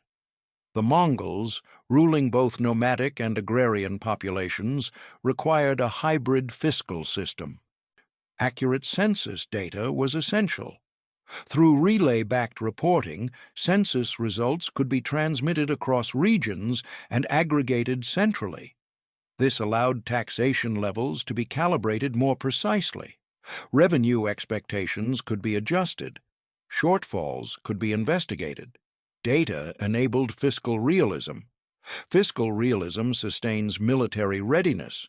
Military readiness sustains authority. Or the Mongol Empire's sustained capacity for large-scale campaigns across decades was not solely a product of fear or cavalry skill. It was supported by structured resource flows monitored through communication channels. The yam was therefore not simply a postal system. It was a fiscal instrument. It was a military instrument. It was a diplomatic instrument. And it was a psychological instrument. Perhaps most importantly, it redefined what rulers believed was administratively possible. Once the Mongols demonstrated that a land empire spanning thousands of miles could function coherently, the conceptual barrier to scale weakened. Later empires, Ottoman, Russian, Qing, would govern immense territories using increasingly sophisticated courier systems, drawing from both indigenous and inherited practices shaped during Mongol dominance. The Russian state in particular absorbed relay concepts during centuries under the Golden Horde's influence. Early Muscovite administrative development incorporated steppe governance practices, including communication corridors and tribute reporting systems. Institutional memory travels through conquest. The Mongol yam also contributed indirectly to the emergence of global maritime networks. When overland trade later declined in relative importance due to political fragmentation and plague, European powers sought alternative routes to Asia. But they were seeking connection that had already been conceptualized. The overland compression of Eurasia had proven that large-scale exchange was possible. When that network weakened, maritime innovation surged to fill the gap. Logistical imagination had expanded permanently. This is the deeper destiny of the yam. It decoupled imperial ambition from geographic fear. Distance was no longer sacred. Distance was negotiable. When distance becomes negotiable, expansion becomes calculable. Calculation invites experimentation. Experimentation births innovation. The Mongols did not write treatises about network theory, they lived it. They embedded it into governance so deeply that even when their empire fractured, successor states could not fully abandon the structural logic. Infrastructure reshapes power beyond the lifespan of rulers. The yam demonstrated that centralized authority could coexist with distributed nodes. That hybrid model remains foundational in modern systems, from corporate supply chains to international governance frameworks. Central vision, distributed execution, rapid feedback, resilient redundancy. These principles were tested on horseback across snow and desert, and they worked. The Mongol Empire eventually dissolved as a unified political entity, but the threshold it crossed, the threshold of continental coordination, could not be uncrossed. Once scale proves manageable, it becomes aspirational. The yam did not merely serve empire, it redefined it. By the 14th century, the Mongol Empire had fractured politically. Yet the conceptual revolution it unleashed did not dissolve with it. The yam had proven something so structurally profound that later civilizations would rediscover it again and again. Large systems survive not through size, but through speed. The Mongols were not philosophers of connectivity. They were pragmatists of survival. But in solving the logistical crisis of governing a continent, they accidentally sketched the architecture of modern global systems. To understand how deeply that architecture resonates today, we must look beyond horses and relay stations and examine the principles beneath them. The first principle was node-based organization. The yam did not rely on a single grand highway stretching uninterrupted across Eurasia. It relied on distributed stations, or twos, spaced according to endurance limits. Each station functioned independently, yet operated under unified standards. This is precisely how modern digital networks function. The Internet is not one continuous cable. It is a lattice of routers, servers, switching stations, and data centers. Each node receives information, processes it, and forwards it along optimized pathways. No single node carries the entire burden. Distributed nodes increase resilience. The Mongols understood this instinctively. If one relay station failed due to weather, rebellion, or supply shortage, alternate routes could often be activated. Redundancy preserved flow. Modern network engineers call this fault tolerance. The second principle was protocol standardization. The Paisa ensured that authorization was recognizable across vast cultural diversity. Whether in China, Persia, or the Russian steppe, A legitimate tablet carried uniform meaning. Today, digital certificates and encryption keys perform the same function. A secure website is recognized globally because standardized protocols govern authentication. Without protocol, connectivity collapses into mistrust. Trust requires shared language. The Mongols imposed a shared operational language across their empire, not linguistically but administratively. The third principle was prioritization of information over hierarchy. Many medieval courts operated with elaborate ceremony that delayed practical decision-making. The Mongols, by contrast, treated information as urgent infrastructure. Dispatches moved without excessive ritual obstruction. Authority was portable. In modern corporations and governments, agility is prized for similar reasons. Information must reach decision-makers quickly. Delay erodes competitiveness. Speed compresses advantage. The fourth principle was enforced security. A network is only as strong as its weakest node. The Mongols guarded relay stations, punished interference, and maintained discipline along corridors. They recognized that a single compromised station could disrupt continental communication. Modern cybersecurity operates on the same logic. Weak encryption in one location can expose entire systems. Security must be systemic, not isolated. The Mongols were conducting 13th-century network hardening. The fifth principle was integration of commerce and communication. The yam did not operate separately from economic life. Merchants used relay protection. Diplomatic missions traveled along trade corridors. Fiscal reporting moved through the same arteries as silk and silver. Modern globalization similarly integrates logistics and information. Container shipping, digital tracking, financial transactions, and regulatory compliance operate in unified systems. Physical goods and digital data intertwine. The Mongols blurred that line centuries ago. But perhaps the most enduring parallel lies in expectation. Today, instantaneous communication is assumed. A message sent across the globe arrives within seconds. Supply chains operate with just-in-time precision. Data flows continuously.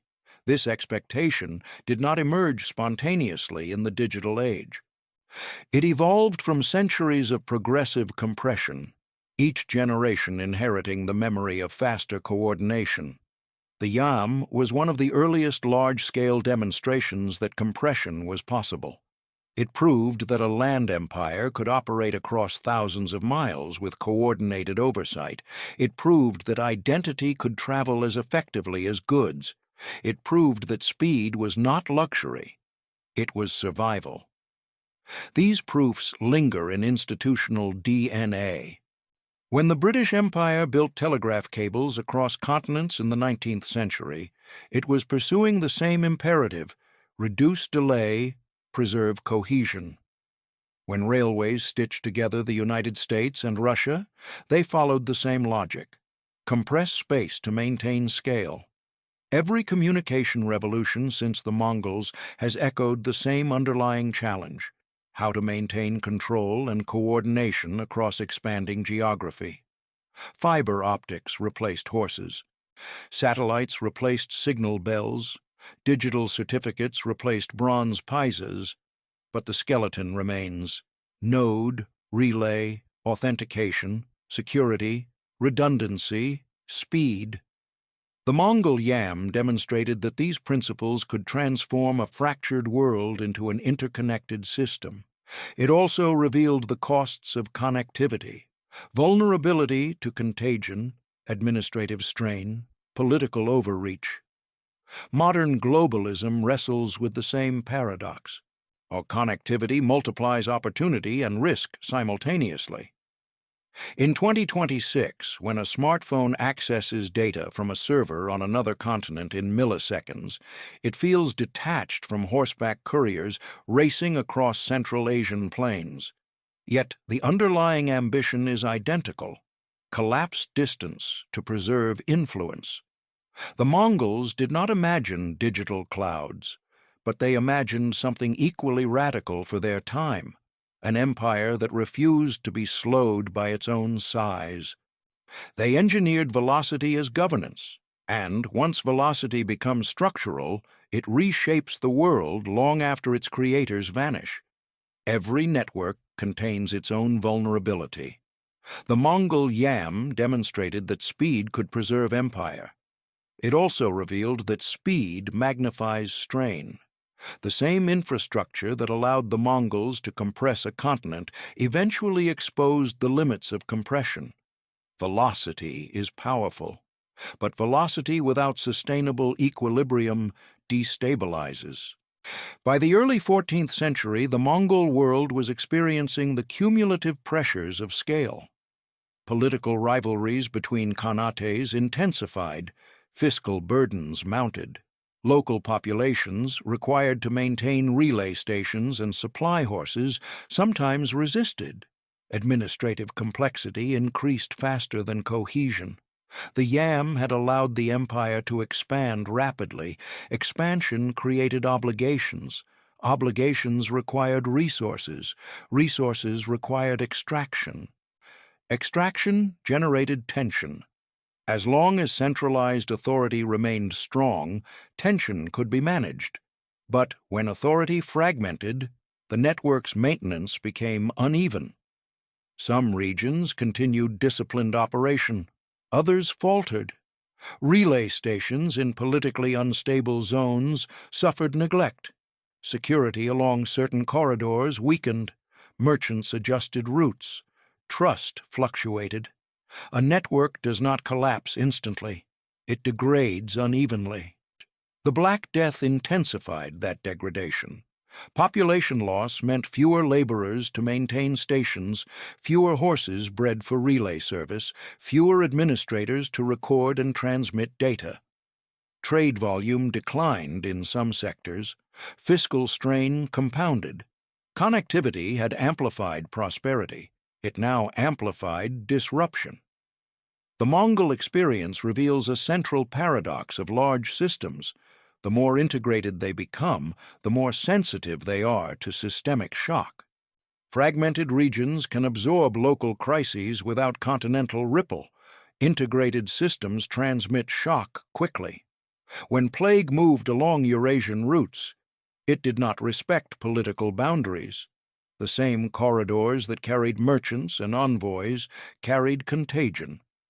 Urban centers, linked by trade, suffered sequential devastation.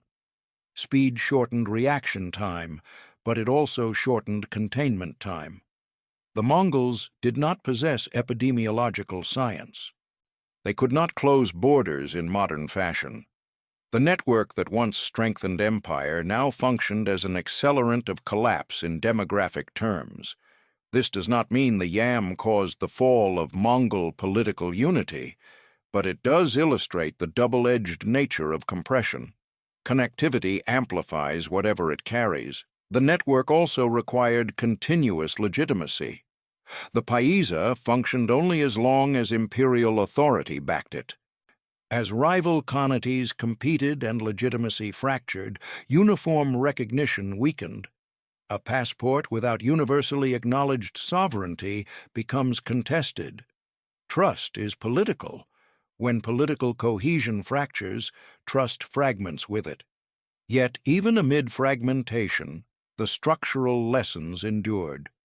Successor states continued maintaining courier systems because abandoning them meant surrendering administrative advantage. The infrastructure had proven too valuable to discard entirely. Still, the Mongol experiment exposed the ceiling of medieval logistics. Horses require fodder, stations require manpower, routes require security. Expansion multiplies cost.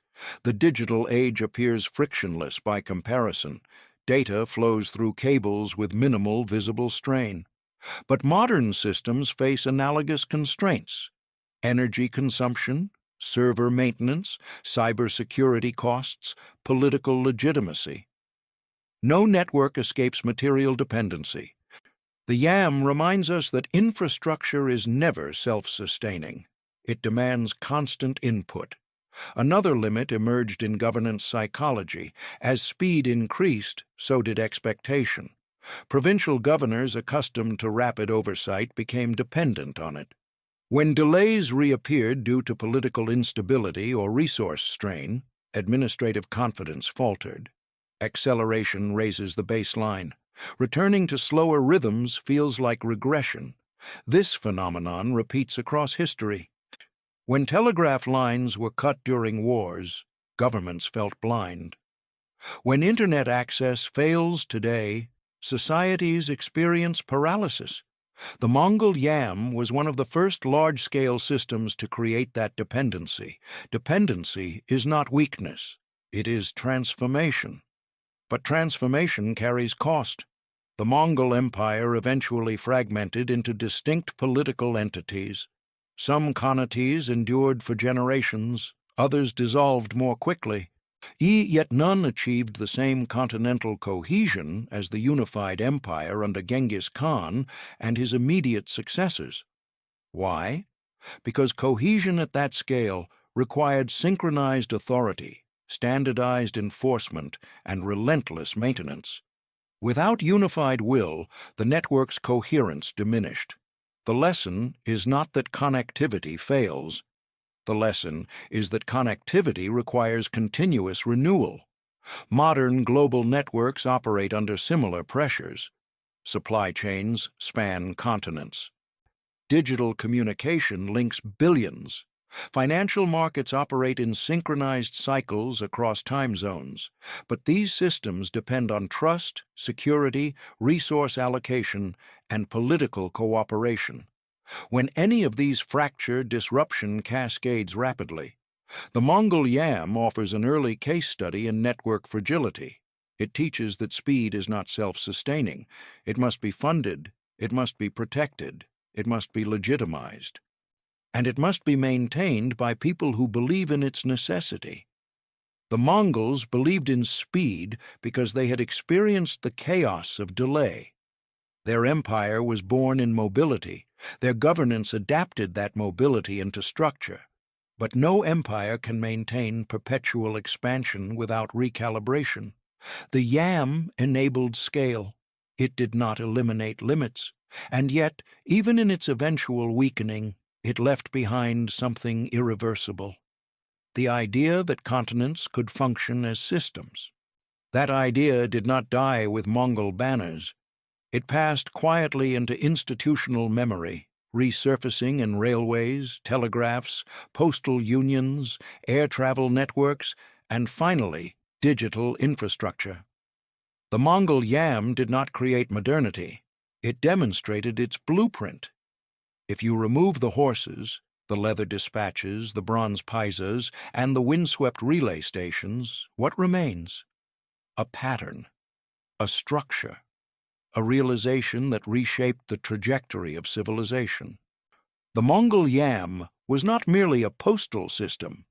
It was the first time in history that a landmass stretching from the Pacific Ocean to Eastern Europe operated with sustained, enforced, high-velocity communication under unified logic. It was the first global nervous system, and like any nervous system, it transmitted signals that determined survival. To understand its magnitude, we must step back from the imagery of galloping riders and consider the problem it solved. Before the Mongols, empires expanded until communication failed. When orders took too long to travel, provinces drifted. When oversight weakened, corruption spread. When intelligence lagged, enemies coordinated faster than rulers. Distance defeated ambition. The Mongols reversed that equation. They did not eliminate distance. They engineered around it. By dividing vast geography into measurable segments, spacing relay stations according to biological endurance, standardizing authorization through the paisa, and enforcing security with uncompromising discipline, they made scale manageable. Scale had previously been a liability. Under the Yam, scale became leverage. For the first time, a ruler in East Asia could influence outcomes thousands of miles away within meaningful decision windows. A crisis in Persia did not disappear into silence. A rebellion in Central Asia did not incubate unnoticed for years. Diplomatic overtures from Europe did not vanish into the void. The Mongol Empire compressed time, and compressed time changes civilization. When time compresses, economies accelerate, trade routes become predictable, risk becomes calculable, investment expands, cultural exchange intensifies, scientific knowledge travels, religious dialogue widens, ambition grows. But so do vulnerabilities. The Yam revealed something that remains true in 2026. Connectivity multiplies everything. It multiplies prosperity. It multiplies innovation. It multiplies contagion. It multiplies fragility. The Black Death's catastrophic spread across Eurasia in the 14th century illustrates this brutal symmetry. The stabilized corridors that once carried silk and silver carried plague with equal efficiency. The Mongols had built the fastest overland system in history. The pathogen rode that speed. Connectivity is morally neutral. It amplifies. Yet the Yam's deeper legacy lies not in what it carried, but in what it proved. It proved that a continent could function as a single administrative organism. It proved that standardized credentials could override local fragmentation. It proved that distributed nodes governed by centralized protocols could sustain coherence across cultural diversity. It proved that authority could be portable. It proved that speed could be weaponized for governance. Modern global systems operate on identical foundations. The Internet divides information into packets. I sends them through nodes, authenticates credentials, and routes them dynamically to destination. Logistics corporations break supply chains into hubs and spokes. International finance relies on standardized identifiers, clearing systems, and rapid reporting to manage risk across time zones. The Yam was analog. The Internet is digital. The architecture is shared. The Mongols did not conceptualize latency as engineers do today, but they experienced it viscerally. They understood that delay erodes dominance. Their empire was born in motion. Their governance adapted motion into structure. They transformed cavalry speed into administrative speed, and that transformation redefined imperial possibility. Even after political unity dissolved, the psychological threshold had been crossed. Rulers across Eurasia had seen that continental coordination was achievable. They inherited not merely territory, but expectation. Expectation is powerful. Once societies expect velocity, stagnation becomes unacceptable. When telegraph lines were strung across continents in the 19th century, they fulfilled a desire centuries in the making, the desire to eliminate delay. When railroads unified distant provinces, they mirrored relay logic with steam power. When air travel reduced weeks to hours, it followed the same principle of compression. Today, digital networks compress seconds into milliseconds. But every compression builds on prior imagination.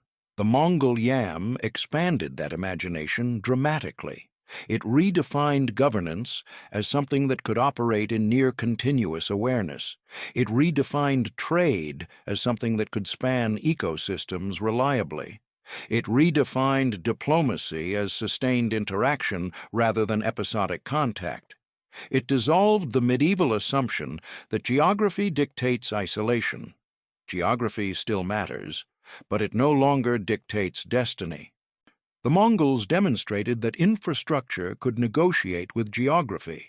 That lesson reverberates in fiber optic cables laid beneath oceans, in satellites orbiting the planet, in logistics algorithms calculating optimal routes, in encrypted credentials granting digital access across continents.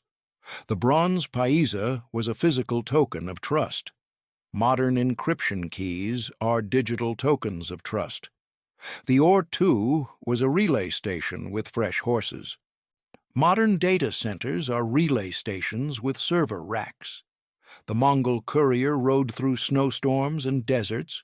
Modern data packets move through storms of electromagnetic interference and cyber threat. Different mediums, same logic. Yet there is a caution embedded in the Yam's story. The Mongols achieved breathtaking integration, but integration required relentless maintenance.